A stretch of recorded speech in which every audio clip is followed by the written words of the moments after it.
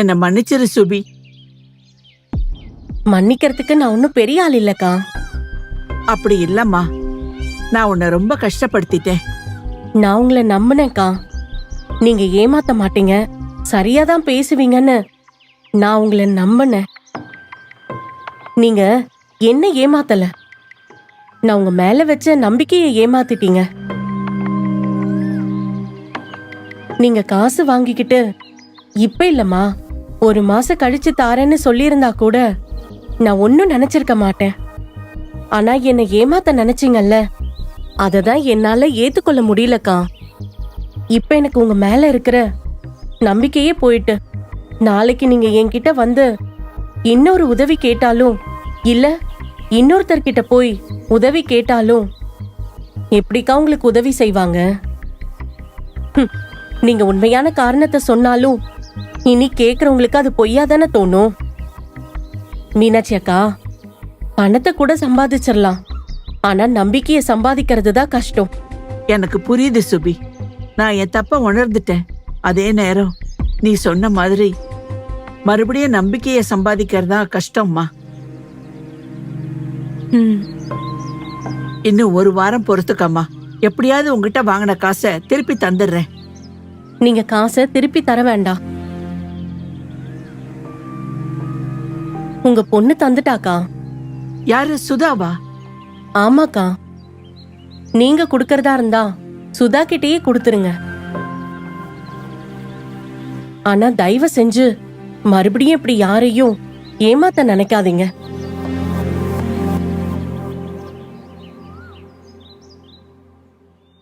என்ன மீனாட்சிக்கா, பிரச்சனை எல்லாம் இப்ப மாறிடுச்சா? எல்லா பிரச்சனையும் மாறிட்டு ஜோதி, நானும் மாறிட்டேன். என்ன மன்னிச்சிருமா. எதுக்குக்கா? உன்னை தப்பா பேசிட்டேன்ல, உன்னை சரியா புரிஞ்சுக்கல. நீ என் நல்லதுக்கு தான் சொல்றேங்கிறத நான் காது கொடுத்து கேட்காம போயிட்டேன். என்ன மன்னிச்சிரு ஜோதி. நடந்து முடிஞ்சதை எதுக்குக்கா இப்ப பேசிக்கிட்டு? அதை விடுங்க. உனக்கும் மாலதி அப்பாவுக்கும் தான் நான் நன்றி சொல்லணும். அக்கா, நான் எல்லார்கிட்டயும் சொல்றத உங்ககிட்டயும் சொல்றேன். நன்றிய ஆண்டவர்கிட்ட மட்டும் சொல்லுங்க, அது போதும். சரிம்மா. அக்கா, உங்ககிட்ட ஒரு விஷயம் பேசணும். என்ன விஷயமா? நான் சுபி கிட்டேயும் மன்னிப்பு கேட்டனே.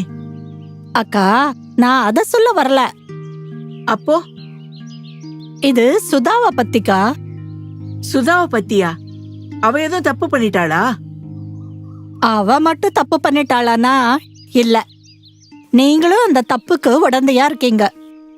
நான் உடந்தையா இருக்கேனா? என்னம்மா சொல்ற? நான் ஒரு தப்பு பண்ண, அததான் விட்டுட்டேனே. அக்கா, நான் அத சொல்ல வரல.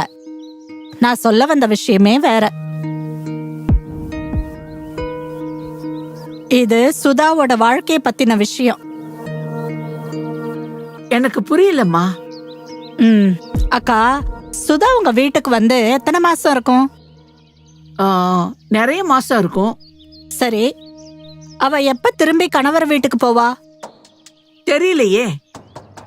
என்னக்கா நீங்க, உங்க பொண்ணு வீட்டுக்கு வந்தா இப்படி பல மாசமா உங்க வீட்டுக்குள்ளேயே வச்சுப்பீங்களா?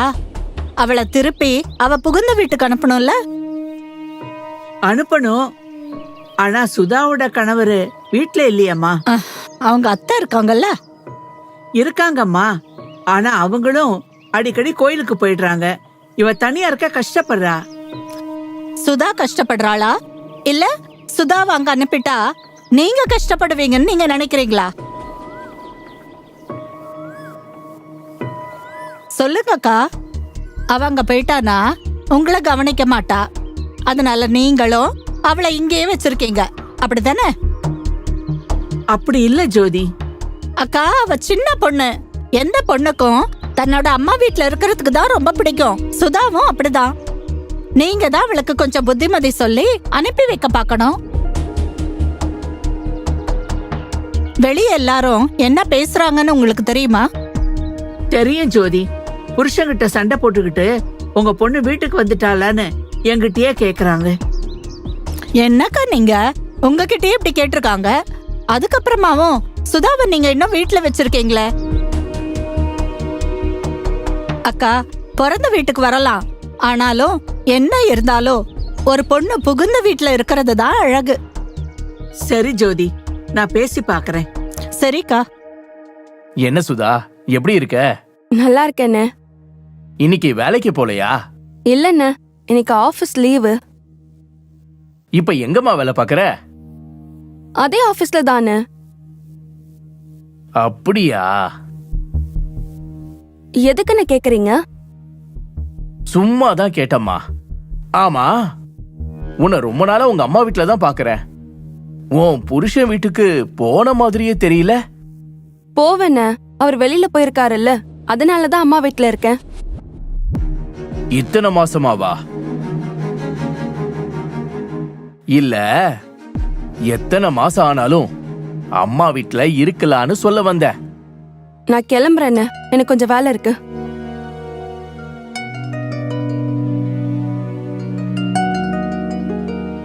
இப்பந்தான் வேலை இல்ல, லீவுன்னா இப்ப மறுபடியும் எனக்கு வேலை இருக்குன்னு கிளம்பி போயிட்டா? ஒன்னும் புரியலையே. என்ன மீனாட்சி அக்கா, பார்த்து ரொம்ப நாள் ஆச்சு. எப்படி இருக்கீங்க? நான் நல்லா இருக்கேன்ப்பா. நீ எப்படி இருக்க? ஏதோ இருக்க. வாழ்க்கை எப்படியோ போகுது. உங்களுக்கு என்ன? எனக்கு என்னவா?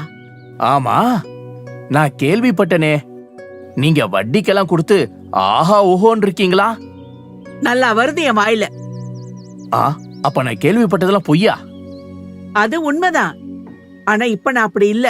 அப்ப திருந்திட்டீங்களா? நான் திருந்தறது இருக்கட்டும், நீ எப்ப திருந்த போற? அது திருந்தும் போது பாத்துக்கலாம். சரி, எதுக்கு என்ன பார்க்க வந்த?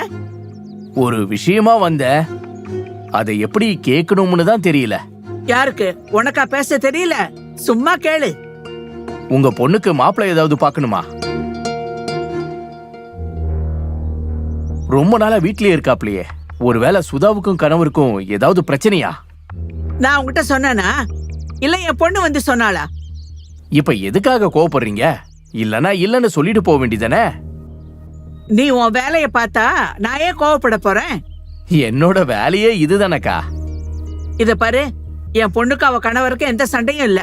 2 பேரும் நல்லா தான் இருக்காங்க. நீ கிளம்பு. சரி, வரேன். ஜோதி சொன்னது சரிதான். முதல்ல சுதா கிட்ட பேசி அவளை அவ புருஷன் வீட்டுக்கு அனுப்பிட வேண்டியதுதான்.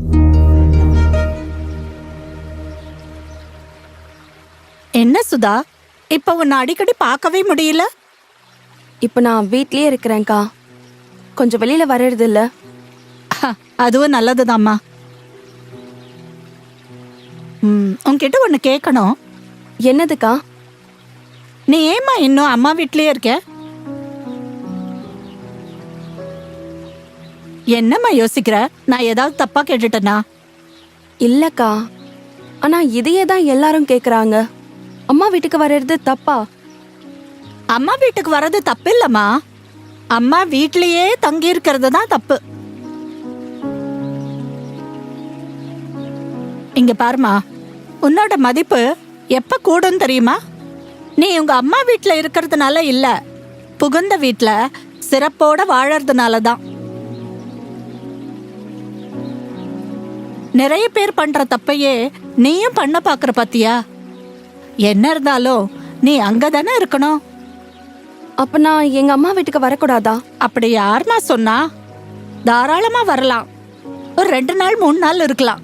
2 மாசம் 3 மாசம்னு இருக்க கூடாதுல்ல. இத பார், நான் சொல்றத கவனிமா. நீ உங்க அம்மா வீட்லயே இருந்தா பாக்குறவங்க எல்லாம் என்ன நினைப்பாங்க? உனக்கும் உன் கணவருக்கும் ஏதோ பிரச்சனை தானே நினைப்பாங்க. என்கிட்டயே சில பேர் கேட்டாங்க, சுதாவுக்கும் கணவருக்கும் பிரச்சனையா அப்படின்னு. நான் என்னம்மா சொல்றது? எனக்கும் எங்க வீட்டுக்காருக்கும் சண்டையே இல்லையே. அது எனக்கும் தெரியுமா. ஊருக்கு நீ எல்லாருக்கும் போய் விளக்கம் கொடுக்க முடியுமா? நான் சொல்றத கொஞ்சம் யோசிச்சு பாரு சுதா. நீ புகுந்த வீட்டுல இருக்கிறது தான் அழகு. கூடுமானவரை உங்க அம்மா வீட்டுக்கு நீ வரும்போது உன் கணவரோட இங்க வர்றதுதான் நல்லதுமா. கணேஷ் கிட்ட நீ பேசு. இப்படி 4 மாசம் 5 மாசம் வீட்டை விட்டு வெளியே போற வேலை வேண்டாம், வேற வேலையை தேடுங்கன்னு சொல்லு. நாம 2 பேரும் சேர்ந்து இருப்போம்னு சொல்லி பாருமா. ம் சரிங்கக்கா. நான் எதுவும் தப்பா சொல்லலல்ல. ஐயோ இல்லக்கா, அப்படிலாம் இல்ல. நீங்க என்னோட நல்லதுக்கு தானே சொல்றீங்க. நான் இன்னைக்கே என்னோட அத்தை வீட்டுக்கு போயிடுறேன். நல்லதுமா.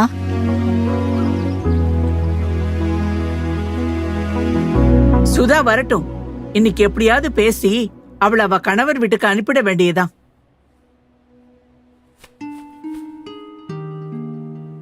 வா. அம்மா, நான் இன்னைக்கு சாயங்காலம் எங்க அத்தை வீட்டுக்கு கிளம்பிடுறேன். ஆமாம்மா, நான் வீணா இங்க இருந்து தேவையில்லாத விஷயத்துக்கெல்லாம் இடம் கொடுக்க விரும்பல. எனக்கு நிரந்தரம் அந்த வீடு தானே, நான் அங்கேயே போய் இருந்துக்கிறேன். அம்மா மேல ஏதும் வருத்தமாடா? ஆமாமா, வருத்தம் தான். என்ன சொல்ற? இது ஆரம்பத்திலேயே சொல்லி என்ன அனுப்பியிருக்கலாம்ல, அந்த வருத்தம் தான். சாரிம்மா. அதெல்லாம் ஒன்னும் பிரச்சனை இல்லம்மா. நான் இன்னைக்கு சாயங்காலம் கிளம்பிடுறேன்.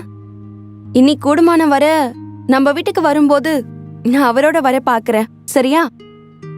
சரிம்மா.